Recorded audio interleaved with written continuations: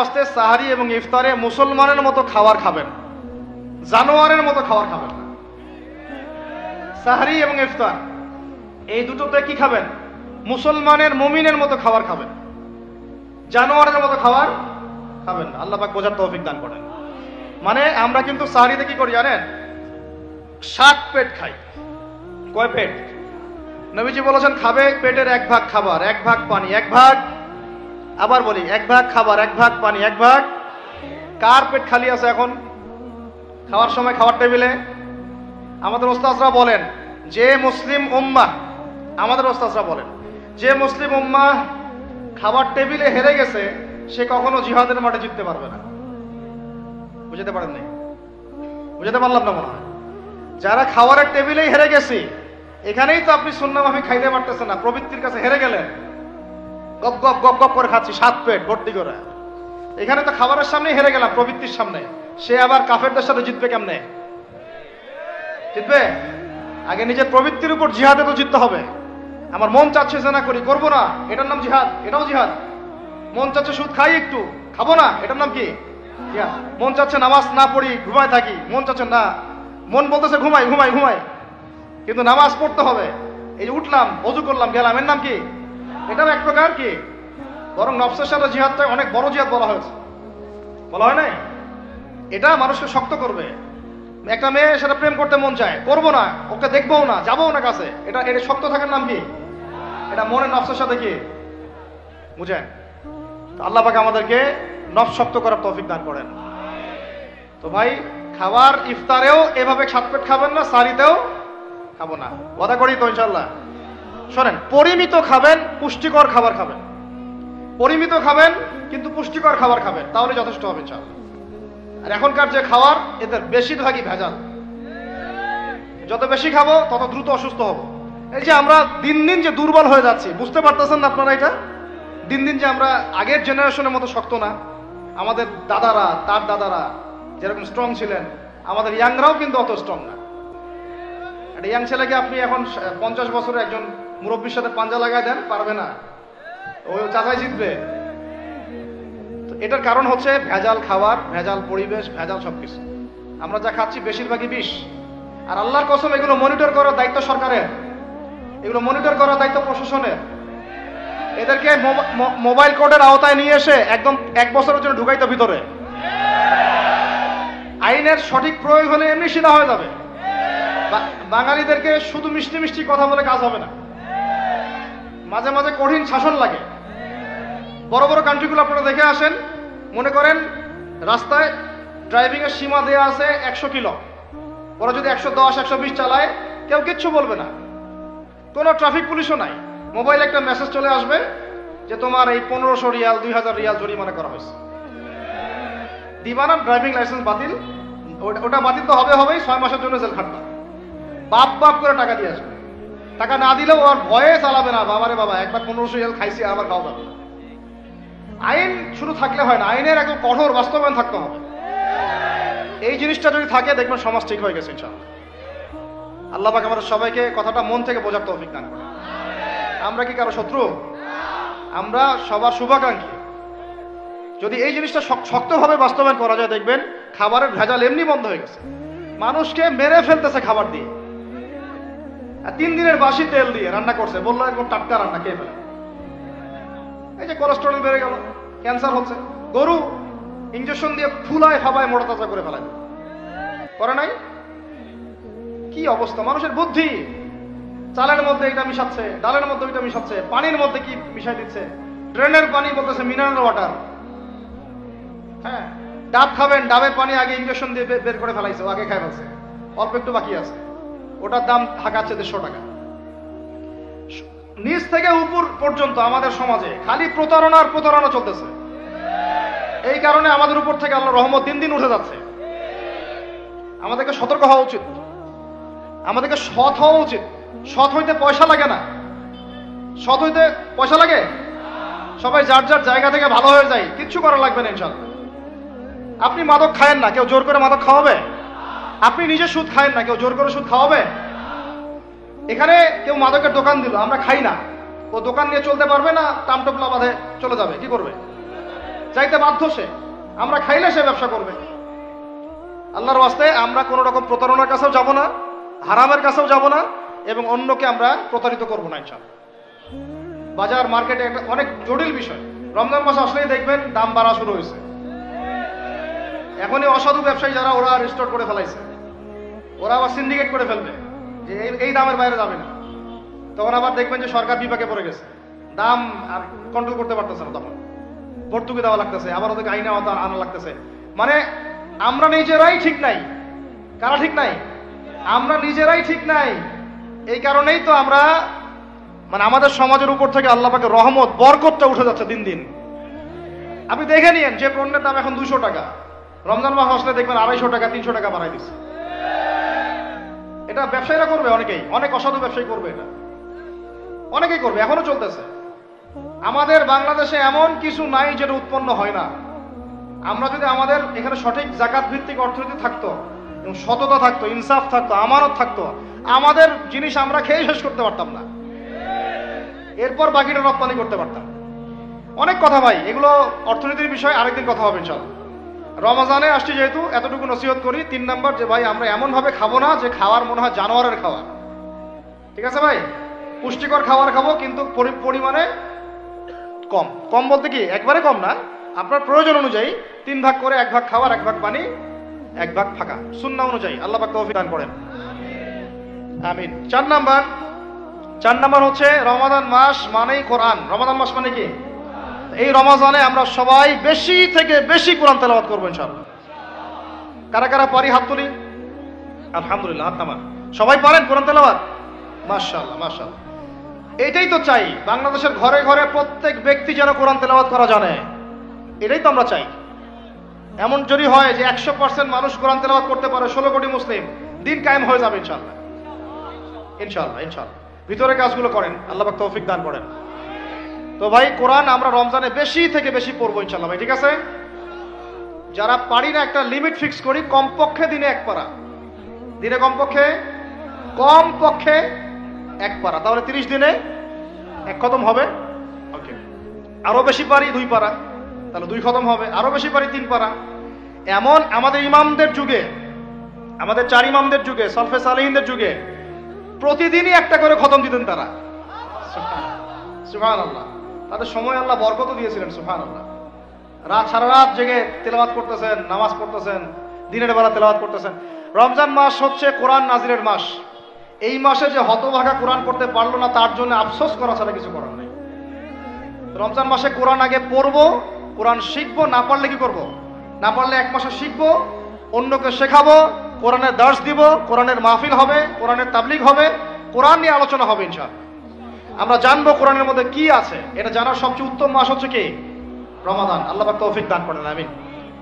যারা আমরা আরবি জানি টুকটাক ভাঙাচোরা, তারা আমরা এটার অর্থ পড়বো ইনশাআল্লাহ।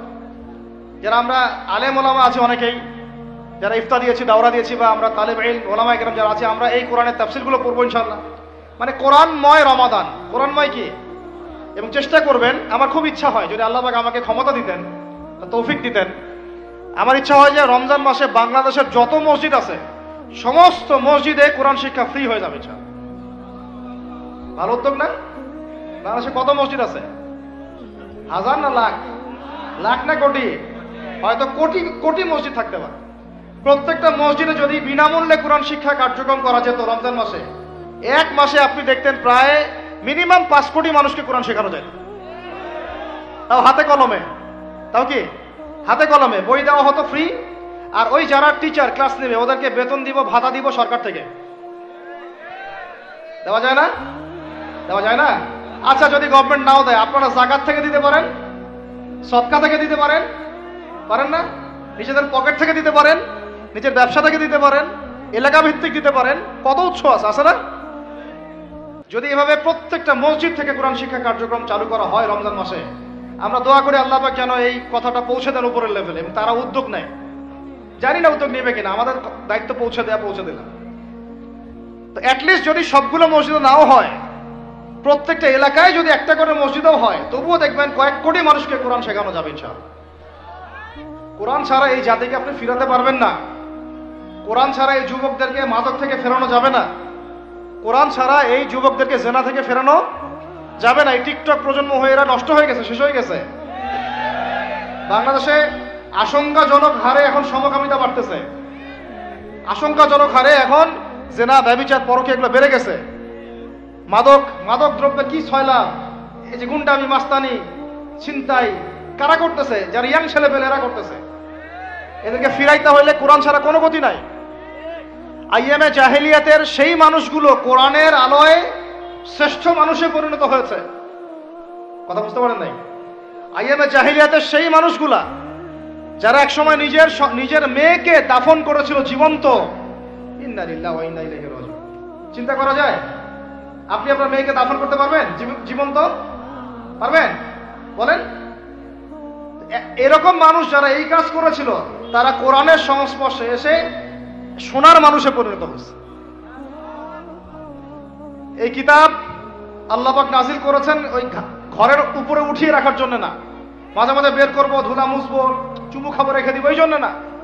বাবা মারা গেছে, খুললাম, পড়লাম, সব বক্সায় দিলাম, এই জন্য না। শুধু এই কিতাব আল্লাহ পাক নাজিল করেছেন যারা আমরা হৃদয়ে ধারণ করি। কোথায় ধারণ করি? তো হৃদয়ে ধারণ করবো তো তখনই যখন আমি বেশি তেলাওয়াত করবো, বেশি বেশি পড়বো, সবাইকে পড়াবো, শেখাবো। আল্লাহ পাক আমাদের সবাইকে কোরআনের বিপ্লব ঘটানোর তৌফিক দান করেন, আমিন। তো প্রিয় ভাইরা, 4 নম্বর কাজ, কোরআন শিখবো, পড়বো, শেখাবো, দর্শ দিব। কোরআনের একদম বিপ্লব। রমজান মাসে ইনশাআল্লাহ কোরআনময় রমাদান হবে ইনশাআল্লাহ। আপনার এলেমের সম্পর্ক হয়ে গেছে শরীফার সাথে। তো এগুলো দিয়ে কিভাবে পার পাওয়া যাবে সেটা আপনারাই ভাবেন, আমি বেশি বলতে চাচ্ছি না। বেশি বললে তো বলবেন বলছি, তাই না? বেশি বললে তো বলবেন যে বেশি বেশি বলতেছেন। আল্লাহ পাক একটা জাতিকে, শুনেন, আল্লাহ পাক একটা জাতিকে ফেরেশতাদেরকে নামিয়ে দিয়ে মাটিটা এভাবে উপরে তুলে আসমানে উঠায়, পাথর নিক্ষেপ করে, বড় বড় পাথর নিক্ষেপ করে, রজম মানে থেতলা করে উল্টা দিকে এভাবে দাফন করে দিয়েছিলেন। এটা হচ্ছে সাদুম গোত্র, জর্ডানের ডেড সি, মৃত সাগরের পাশে এরা থাকতো। এই কওমের অপরাধ ছিল, এরা ছিল ছেলে ছেলে জেনা করত। কি করতো বলেন? ছেলে ছেলে জেনা করত, ছেলে ছেলে প্রেম, ছেলে ছেলে মহব্বত, ছেলে ছেলে জেনা। এখন বলা হচ্ছে যে একটা ছেলে, বাইর থেকে ছেলে, মনটা নাকি মেয়ের মতো। মনটা যদি মেয়ের মতো হয় তাহলে ও সার্জারি করার পরে কার সাথে মানে যৌন সম্পর্ক করবে? কার সাথে? মেয়ের সাথে না ছেলের সাথে? আগে ছিল ছেলে, পরে সেক্সুয়াল সম্পর্ক করতেছে ছেলের সাথে, তাহলে এটা কি হলো? সমকামিতা। কি হলো? সমকামিতাকে ঘুরাই খাইলেন আর কি। যেমন সুদ অনেক সময় মানুষ ঘুরাই খায়, ওই রকম সমকামিতাটাকে ঘুরাই খাওয়ার চেষ্টা করা হচ্ছে। পৃথিবীর ইতিহাসে এমন কোন কম ছিল না এই কম এলুতের আগে। সূরা আনকাবুত পড়েন। কোন সূরা? সূরা আনকাবুত আর সূরা হুদ। সূরা হুদ, সূরা আনকাবুত, দেখবেন বিস্তারিত লেখা আছে। এত জঘন্য কম ছিল, এত জঘন্য যে দুইজন ফেরেশতাকে আল্লাহ পাঠিয়েছেন লূত আলাইহিস সালামের বাসায়। ওই ফেরেশতাদেরকেও তারা চাচ্ছে। নাউজুবিল্লাহ। চিন্তা করা যায়? ওটা আরেকটা আলোচনা, তবে এর শাস্তিটা জেনে রাখেন। নবী সাল্লাল্লাহু আলাইহি ওয়াসাল্লাম বলেছেন যে তোমরা যদি সমকামীদেরকে পাও, এটা তাদের জন্য এই হাদিসটা প্রযোজ্য যাদের হাতে রাষ্ট্রীয় ক্ষমতা আছে এবং আইন প্রয়োগ করার ক্ষমতা আছে। এটা সবার উপরে এটা না, যাদের হাতে এই ক্ষমতা আছে ওদের জন্য নবীজি বলেছেন, আমাদের নবীজি মুহাম্মদ সাল্লাল্লাহু আলাইহি ওয়াসাল্লাম বলেছেন, তোমরা যদি ওদেরকে পাও তাহলে ফাকতুলুল ফাইলা ওয়াল মাফউল বিহি, যে সমকামিতা করেছে আর যে এখানে রাজি ছিল, যার সাথে করা হয়েছে, দুটোকে হত্যা করবা। এই মৃত্যুদণ্ডের শাস্তি কে দিয়েছেন? আল্লাহ এবং তার রাসূল। আপনার চাইলে মানেন, না হলে মানেন না, কিন্তু কাল কিয়ামতের মাঠে আপনাকে একদম কলার ধরে জিজ্ঞাসা করা হবে যে কেন তোমার খেলাফতে, মানে তোমার দায়িত্বে, খেলাফত মানে কি? দায়িত্ব। আমরা সবাই আল্লাহর খলিফা, আমরা কি সবাই আল্লাহর, মানে আল্লাহ পাকের প্রতিনিধি। তো তোমার খেলাফতে, তোমার রাজত্বে, তোমার মানে শাসন ব্যবস্থার মধ্যে এরকম হলো কিভাবে? তুমি আজকে উত্তর দাও সবার সামনে। মনে করেন না যে আল্লাহ পাক ধরবেন না, বেশি না, অপেক্ষা করতে থাকেন। কতদিন বাঁচবেন? 100 বছর? 100 বেশি তো আর কেউ বাঁচবে বলে মনে হয় না। আল্লাহ পাক এটা ধরার জন্য অপেক্ষা করছেন, যদি না আমরা ফিরে আসি, ফিরে এসে তওবা করলে আল্লাহ মাফ করে দিবেন ইনশাআল্লাহ। এরকম অনেক কথা আল্লাহ কোরআনে বলেছেন। সত্যি কথা বলতে আমরা এই কোরআনের প্রতি সত্যিকার অর্থে শ্রদ্ধাশীল না, মুখে মুখে বলি আমরা কোরআন ফলো করি, কোরআন ভালোবাসি, কোরআনের জন্য জান দিব ইত্যাদি ইত্যাদি। অনেক সময় দেখা যায় কোরআন আমরা তেলাওয়াতও করতে পারি না। যেই কিতাব তেলাওয়াতি করা শিখলাম না তার জন্য আপনি জীবন দিবেন? যে কিতাবের তেলাওয়াতি আপনি শিখতে পারলেন না এখনো, এখন সেই কিতাবের হুকুম বাস্তবায়ন করবেন, এই পর্যন্ত ঈমান তো যাওয়া অনেক দূরের কথা, তাই না বিষয়টা? এর প্রতি ভক্তি শ্রদ্ধা তো আসবে না, কারণ তিলাওয়াতি তো এখন শিখছেন না, অনুবাদ করছেন না, আয়াতের অর্থগুলো জানছেন না। এটা আল্লাহ পাক এই মানব জাতির জন্য পাঠিয়েছেন, পুরো মানব জাতির জন্য, শুধু মুসলিমদের জন্য না। এখানে আল্লাহ বলেছেন চুরি করলে চোরের হাত কেটে দাও। কি করো? কে শুনবে এই কথা? এখন কে মানবে এই কথা? আল্লাহ পাক বলেছেন যদি জেনা করে, সমকামিতা তো বহু দূরের কথা, এমনি জেনা করলে জনসমক্ষে 100 বেত্রাঘাত করবা। সূরা নূর, কোন সূরা? সূরা নূর আয়াত নাম্বার 2-3, বাসায় গিয়ে চেক করে দেখেন। আর চোরের হাত কাটা সূরা মাইদা, কোন সূরা?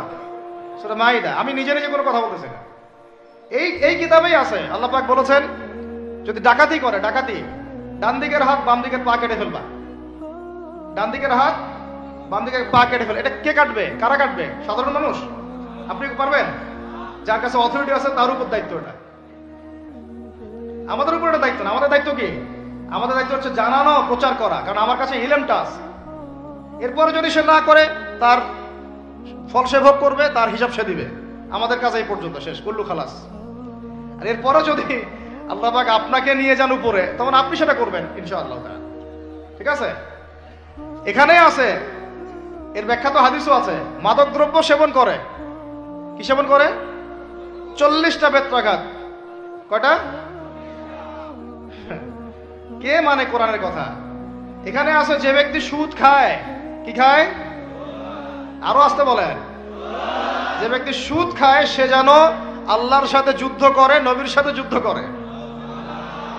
আস্তে আস্তে বলতেছি না আমি কথাটা, কোরআনেই আছে। কে মানে কথা? কে মানে? নবীজি বলছেন সুদ যে ব্যক্তি ছাড়ে না সে যেন তার মায়ের সাথে জেনা করে। এগুলো এখন কে কাকে বাস করবেন? এগুলা কে শুনবে এই কথা? সুদী এনজিওর 6 লাখ দেশ ভরে, তারপরে এমন কোন গ্রাম নাই, এমন কোন শহর নাই, এমন কোন ব্যাংকিং সিস্টেম নাই যেখানে সুদ নাই। নবীজি বলছেন আমি সুদের সাথে সম্পৃক্ত 4 শ্রেণীর মানুষকে অভিশাপ দিয়ে গেলাম। বলে নাউজুবিল্লাহ। আমাকে বুঝান তো, নবীর অভিশাপ নিয়ে কেউ জান্নাতে যাবে? হ্যাঁ, নবী কাউকে সাল্লাল্লাহু আলাইহি ওয়াসাল্লাম যদি কাউকে অভিশাপ দেন, ও জান্নাতে যেতে পারবে? এত সহজ। নবীজি বলছেন যে সুদ খায় আমি তাকে অভিশাপ দিলাম, যে সুদ দেয় আমি তাকে অভিশাপ দিচ্ছি। যে সুদ খায়ও না দেয়ও না কিন্তু সাক্ষী থাকে, কি থাকে? আমি তাকে অভিশাপ দিচ্ছি। আর যে ব্যক্তি সাক্ষীও থাকে না কিন্তু লিখে রাখে, আমি তাকেও। বলেন তো এর মধ্যে পড়লো কিনা? পুরো সিস্টেমটা পড়ে নাই? আরো আছে যে মেয়েরা কি শুনতে পারতেছে? যেসব মেয়েরা পুরুষের পোশাক পরে, যেসব মেয়েরা পুরুষের পোশাক পরে, ট্রান্সজেন্ডার তো বহু দূরের কথা। ট্রান্সজেন্ডার মানে তো লিঙ্গ পরিবর্তন করতেছে, তাই না? ওর মনটা নাকি মেয়ে মেয়ে করে, মনটা নাকি ছেলে ছেলে করে। তো যাদের মনটা মেয়ে মেয়ে করে ওরা না হয় পুরুষাঙ্গ কাটে ফেলাই দিল, আর যাদের মনটা ছেলে ছেলে করে ওরা কি করবে?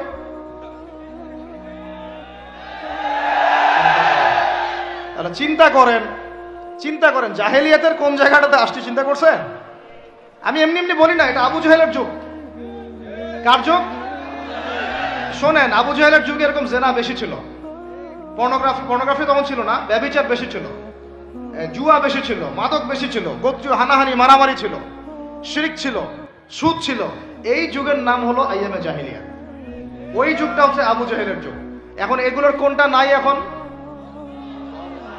আমাদের সমাজের কথা বাদ দেন, পুরো বিশ্বের দিকে তাকান, পুরো বিশ্বের দিক বড় করে চিন্তা করেন। বিশ্বের মধ্যে এগুলোতে ভর্তি না এখন? এটা হচ্ছে এগিয়ে যাওয়ার বিশ্ব বলে আগাচ্ছে এরা কিয়ামতের দিকে। কোন দিকে? ধ্বংসের দিকে, কিয়ামতের দিকে, যদি না ফিরে আসে। আল্লাহ পাক বলেছেন ফাযাক্কির, তুমি উপদেশ দাও, ইন নাফআতি যিকর, যদি উপদেশ কাজে আসে, সায়াযাক্কারু মান ইয়াখশা, যে আল্লাহকে ভয় করে দ্রুত ফিরে আসবে ইনশাআল্লাহ। আল্লাহকে যারা ভয় করি আমরা ফিরে আসবো না ইনশাআল্লাহ। আল্লাহ পাক বলছে ফাযাক্কির, উপদেশ দাও। ফাযাক্কির কি? তুমি উপদেশ দাও। ফাযাক্কির ইন নাফআতি যিকরা সায়াযাক্কারু মান ইয়াখশা। অন্য সূরা আছে ফাযাক্কির ইন্নামা আনতা মুযাক্কির, ফাযাক্কির ইন্নামা আনতা মুযাক্কির, তুমি শুধু উপদেশ দাতা। লাস্তা আলাইহিম বিমুসাইতির, তুমি কারো প্রতি দারোগা নও। আমরা কারো প্রতি কি নই? দারোগা নই। আমাদের কাজ কি? বাল্লিগু আন্নী ওয়ালাউ, প্রচার করো একটা আয়াত যদি যান, ব্যাস। এরপর যদি না মানেন আপনার প্রস্তুতি আপনি গ্রহণ করেন।